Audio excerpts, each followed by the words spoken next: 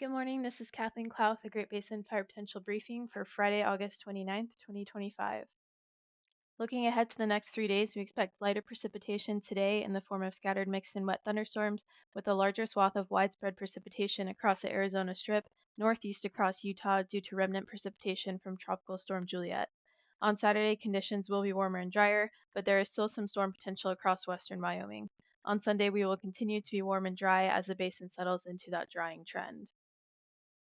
Radar estimates from the past 24 hours show light precipitation across Nevada, eastern central Idaho, western Wyoming, and most of Utah with sparse, heavier pockets from storms.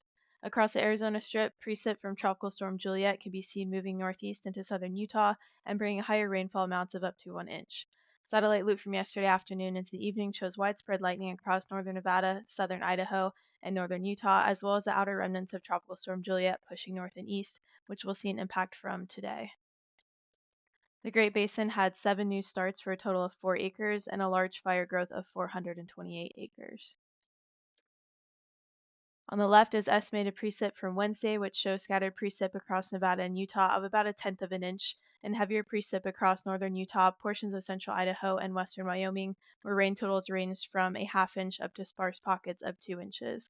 The past 30 days map shows that the southern half of the Great Basin is still below normal precip wise, but northern Nevada and a large portion of central Idaho remain above normal.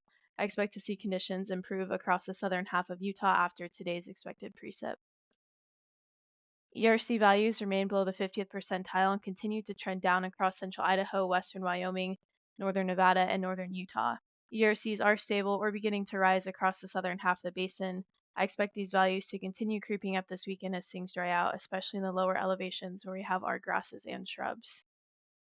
Satellite from this morning shows heavy cloud cover across almost all of Utah and clear skies across the rest of the basin. You can see from radar this morning, we are already starting to see that heavy precipitation from those tropical storm remnants coming up through southern Utah, and you can see that there in the yellow. Smoke impacts today include some heavier impacts from fires burning in Oregon and California across the Sierra Front, portions of Nevada, central Idaho, and Utah as that smoke swirls around the basin, with the heaviest impacts tracking through Boise and Salt Lake City. We expect a similar smoke impact across the basin tomorrow, with a larger impact across central Idaho and western Wyoming. Today, the potential for scattered isolated storms remains, with some higher precip chances across southern Utah seen in green on the left due to remnant precipitation from Tropical Storm Juliet, accompanied by some potentially higher winds in that area. As this precip exits the basin, it's followed by that dry air we've been discussing, and the Great Basin will remain at little or no risk today due to the last few days of rain. Not much of a wind concern today. A few sparse areas of gusty outflow winds seen in pink across the basin, with a larger swath of 15 to 25-mile-per-hour gusts expected across portions of Utah and western Wyoming.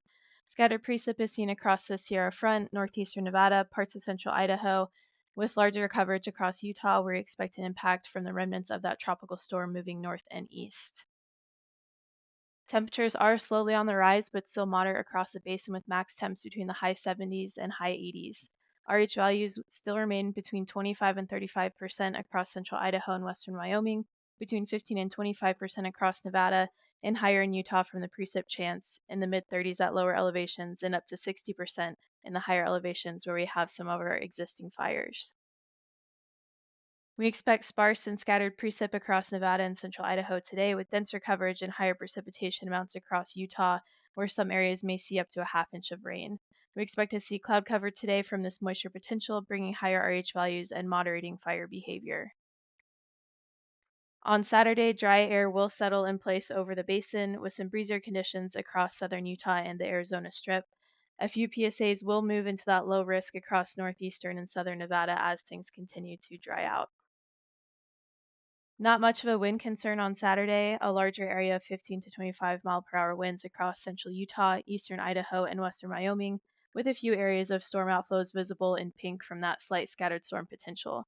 Western Wyoming may see a little bit of scattered precip, but those storms will stay mostly to the east. Temperatures are still moderate across most of the basin, but creeping back into the high 80s and low 90s in the western portion. RH values will be much lower Saturday, with values in the teens to low 20s across Nevada and Utah, and between 20 to 35% across central Idaho and western Wyoming. Really no precip expected on Saturday, maybe a little bit across western Wyoming like we talked about, but mostly to the east. There'll be little to no cloud cover as those warmer and dry conditions push into the basin, so definitely elevated fire conditions starting on Saturday. Sunday will be warm and dry with light and variable winds across the basin as that dry air mass settles over the region, leading to a few more areas on the western edge of the basin to move into that low risk category. So, really continuing that warming and drying trend. Really, no wind concern again on Sunday. We expect gusts between 4 and 8 miles per hour across most of the basin, with maybe some gusts up to 16 across northern Utah and central Idaho, western Wyoming. Model runs are showing the potential for some high elevation scattered storms, but overall we expect no precipitation on Sunday. Temperatures will continue to rise, and highs across the basin range from the mid 80s to mid 90s. RH values will continue to drop as well, with most of the basin in the low to mid teens, except eastern central Idaho and western Wyoming, which will have values between 20 and 27%. But overall, again, heating up and drying out. Over the next 3 days, we expect to see light scattered precip across northern Nevada and central Idaho, with heavier precip expected across central Utah of up to a half inch in some areas from those tropical storm remnants.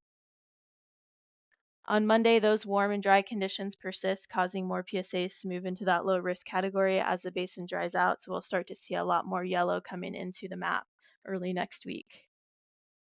On Tuesday, again, we're still underneath that dry air mass, and there's a low pressure system coming in off the California coast that could bring the potential for some higher winds and scattered storms across western Nevada. Once again, more areas will move into that low risk as things continue to dry out, and you can see that little storm potential there in the green. On Wednesday, that low will push into the basin, bringing the higher chance for scattered storms across Nevada and Utah. A few zones in southern Nevada and Utah will move back to little or no risk due to that moisture potential. So just kind of bouncing between that dry air and some slight storm potential. On Thursday, we'll still be warm and dry with light and variable winds across the basin, and we'll continue to see that chance for scattered precip across Nevada and Utah, causing a few more zones to move back into that little or no risk category. And the rest of the basin will remain dry and at low risk. So you can see that storm potential popping up there through the center of the basin. The next 7 days of precip reflects that scattered storm potential that we expect Tuesday through Thursday of next week, bringing precip to the Sierra Front, southern Nevada, and Utah. Totals will be on the light side, about a tenth of an inch or less, so nothing significant coming our way early next week, but still a slight potential there. The 8 to 14-day temp outlook shows an increased chance for above normal temperatures across the basin, with a bullseye of higher temperature chance moving into western Idaho. The precip outlook shows a slight chance for above normal precip across the entire basin. That concludes today's fire potential briefing. Please check back tomorrow for the latest updates.